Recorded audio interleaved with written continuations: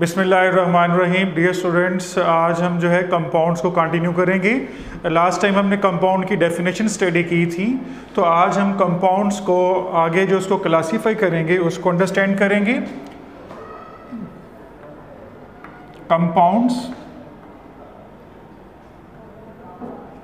इससे पहले जो डेफिनेशन हमने पढ़ी थी वो भी एक दफ़ा रिवाइज कर लें। Compounds are the substance which consist of two or more elements chemically combined together in a fixed ratio by mass is called compounds। तो बच्चों, इस डेफिनेशन के साथ हमने एग्जांपल भी स्टडी की थी, जिसमें वाटर में रेशो जो हमने स्टडी की थी 1:8। तो आज हम क्लासिफिकेशन ऑफ कंपाउंड्स में, compound are classified into two categories, ionic compounds and covalent compounds. Ionic compounds and covalent compounds।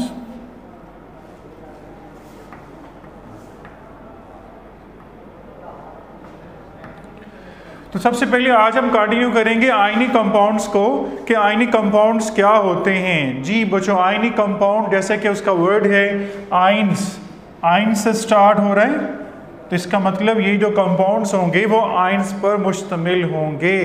तो बच्चों, जो आइंस होते हैं वो क्या होते हैं? आइंस उसको हम कहते हैं अगर किसी एटम पर पॉजिटिव या नेगेटिव चार्ज हो तो उसको हम आयन कहते हैं। तो व्हेन एटम लूज और gain electron they form ion. तो बच्चों, आयनिक कंपाउंड्स के बारे में यही कहा जाता है कि they do not exist. Ionic compounds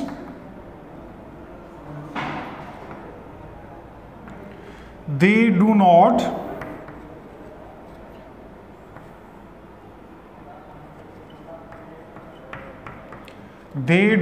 exist independently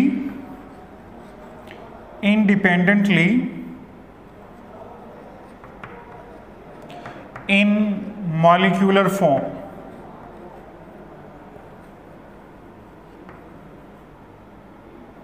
तो ये बच्चों मॉलिक्यूल की फॉर्म में एग्जिस्ट नहीं करते हैं। They form a three-dimensional crystal lattice, three-dimensional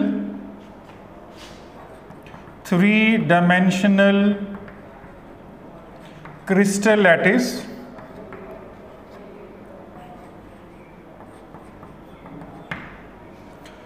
in which oppositely charged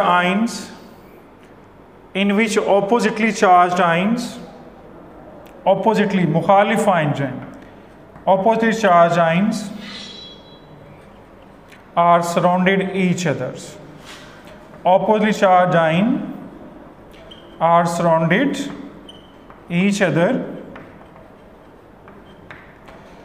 G, these opposite charged ions are attract with each other strongly। These oppositely charged ions are attract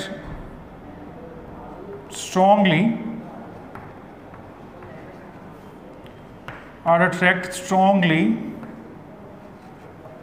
each other। So they have formula unit।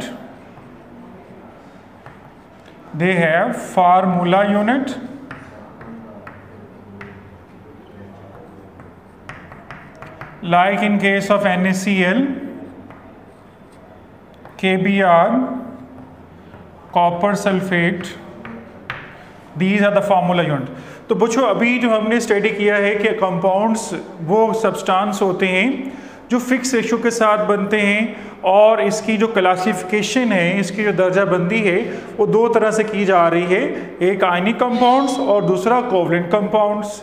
तो बच्चों, ionic compound जैसे कि मैंने पहले बताया ये ions पर मुश्तमिल होते हैं, और आयंस वो होते हैं जब एटम इलेक्ट्रॉन लूज या गेन करता है तो वो आयंस बनाते हैं।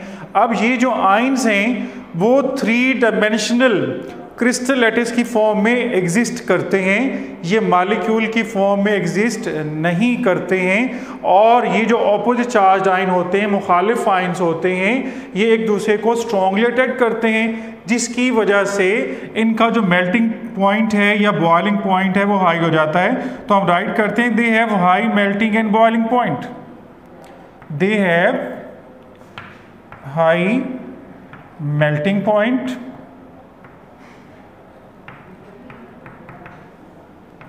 And boiling point.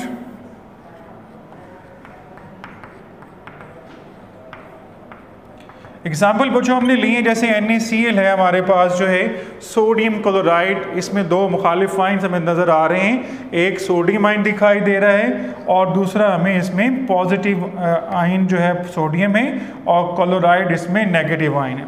अब इसका हम 3 डायमेंशनल जो है वो क्रिस्टल्स भी ड्रॉ कर सकते हैं जो क्यूबिक फॉर्म में एग्जिस्ट करता है। आप देख सकते हैं यहाँ पर 3 डायमेंशनल फॉर्म में हम ड्रॉ करेंगे इसको। ये क्लोराइड आयन्स हैं 4 कॉर्नर्स पर,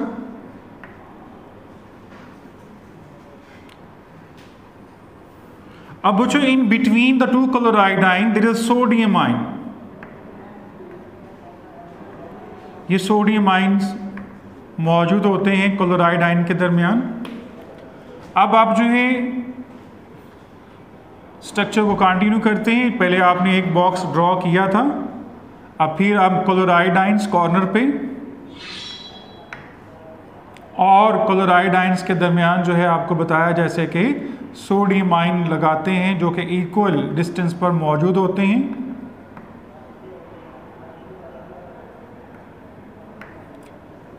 अब ये इनको आप मिला देंगे कॉर्नर्स को और इनके दरमियान भी सोडियम आयन आप जो हैं लगाएंगे।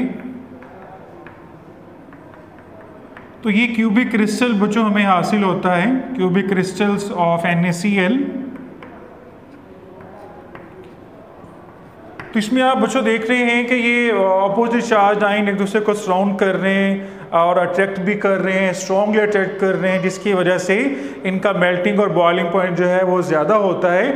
और ये आयन इंडिपेंडेंट फॉर्म में आज़ादाना हालत में एग्जिस्ट नहीं कर रहे हैं, ना मॉलिक्यूल की फॉर्म में एग्जिस्ट करते हैं, तो ये कॉम्बिनेशन की फॉर्म में मौजूद हैं। इसीलिए हम कहते हैं कि जो आयनिक कंपाउंड्स होते हैं उनका फार्मूला यूनिट लिखा जाता है। जैसे फार्मूला यूनिट ऑफ NaCl हमने राइट किया, NaCl has 1 sodium ion and 1 chloride ion.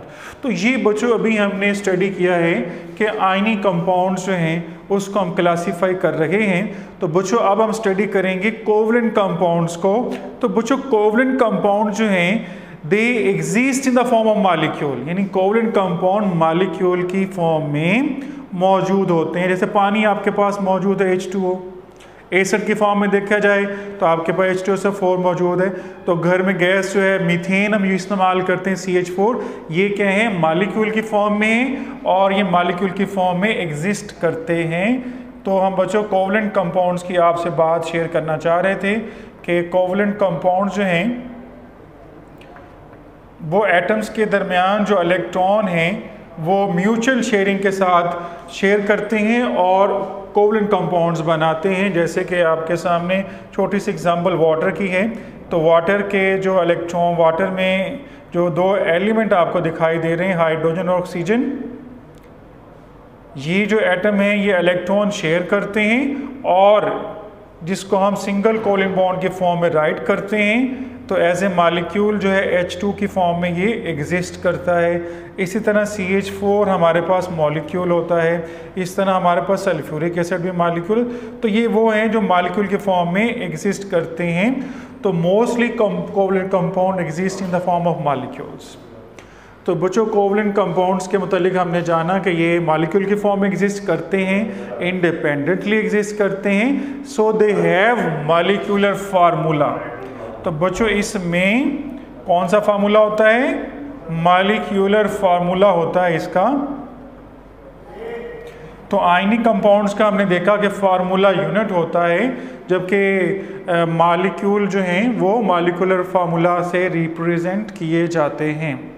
तो बच्चों ये हमने स्टडी कर लिया कोवलेंट कंपाउंड्स को और आयनिक कंपाउंड्स को। तो चंद एक एग्जांपल आपकी बुक में और मौजूद हैं जो टेबल की फॉर्म में मौजूद हैं। वो जो टेबल की फॉर्म में मौजूद हैं वो आपको चंद एक एग्जांपल लेता हूँ। वो टेबल बच्चों आपने कंप्लीट तैयार करना है, वो टेबल कंप्लीट प्रिपेयर करना है। चंद एक एग्जांपल मैं इधर ही मेंशन कर देता हूँ जी बच्चों। तो हम बात करेंगे कोवलेंट कंपाउंड्स के हवाले से और जो एग्जिस्ट करते हैं, जैसे कि मैं सैंड की एग्जांपल देना चाहूँ। सैंड, सिलिका SiO2, सॉल्ट जैसे NaCl, sodium chloride, common salt या टेबल सॉल्ट NaCl। तो केमिकल नेम क्या है इसका? Sodium chloride.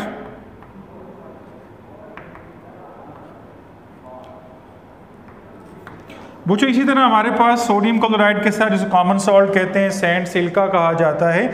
इस तरह क्विक लाइम, कैल्शियम ऑक्साइड जो है बच्चों उसको क्विक लाइम का नाम देते हैं CaO, कैल्शियम ऑक्साइड। इसी तरह बच्चों हमारे पास लाइमस्टोन का फार्मूला दिया जा रहा है, लाइमस्टोन कैल्शियम कार्बोनेट। तो ये जो नेम्स आपको बताए जा रहे हैं, सैंड है, कॉमन सॉल्ट या टेबल सॉल्ट उसको हम नाम देते हैं। तो ये नेम्स आपको आने चाहिए, ये नेम आपसे पूछे जा सकते हैं। Write down any 4 formulas of these compounds. तो इसी तरह आपको और भी एग्जांपल दी जा रही हैं, जैसे ग्लूकोज का फार्मूला आपको बताया जा रहा है C6H12O6। इस तरह बच्चों सुक्रोज शुगर जो होता है हमारे पास, तो इसमें C12H22NO11। तो ये हमारे पास फार्मूला है। तो बच्चों आपको ये जो टेबल दिया जा रहा है कंपाउंड्स के हवाले से, इस टेबल को आपने लर्न भी करना है और राइट भी करना है। तो आज जो हमने कंपाउंड्स की क्लासिफिकेशन स्टडी की और उसमें मैंने डेफिनेशन भी आपको रिपीट करवाई कि compound is a substance made up of 2 or more elements chemically combined together in a fixed ratio by mass। For example आपको कहा water at a fix ratio 1:8। तो उसी के साथ आज हमने कंपाउंड्स की क्लासिफिकेशन को स्टडी किया है और आपको ये बताया गया है कि कंपाउंड्स जो हैं वो 2 तरह के लिए जाते हैं, आयनिक कंपाउंड्स और कोवलेंट कंपाउंड्स। जो आयनिक कंपाउंड्स होते हैं वो आयन्स पर मुश्तमिल होते हैं और ये 3 डायमेंशनल क्रिस्टल लैटिस की फॉर्म में एग्जिस्ट करते हैं। तो बच्चों आयनिक कंपाउंड जो हैं जो 3 डायमेंशनल की फॉर्म में एग्जिस्ट करते हैं वो इंडिपेंडेंट मॉलिक्यूल की फॉर्म में एग्जिस्ट नहीं करते हैं। तो इसीलिए इनका जो फार्मूला होता है, जब आपसे पूछा जाएगा फार्मूला यूनिट, कि आयनिक कंपाउंड्स को फार्मूला यूनिट से रिप्रेजेंट करते हैं। अब फार्मूला यूनिट जो है वो रिप्रेजेंट कर रहा होता है 3 डायमेंशनल फॉर्म। और इसी तरह आपको कोवलेंट कंपाउंड्स के मुतालिक बताया कि वो मॉलिक्यूल की फॉर्म में एग्जिस्ट करते हैं और उनका मॉलिक्यूलर फार्मूला होता है। तो आज का वेरी स्मॉल जो टॉपिक हमने थोड़ा सा पढ़ा है, इस कंपाउंड्स को आपने अच्छी तरह से लर्न करना है। इंशाल्लाह नेक्स्ट लेक्चर में आप मिक्सचर को आगे कंटिन्यू करेंगे। अल्लाह हाफिज़।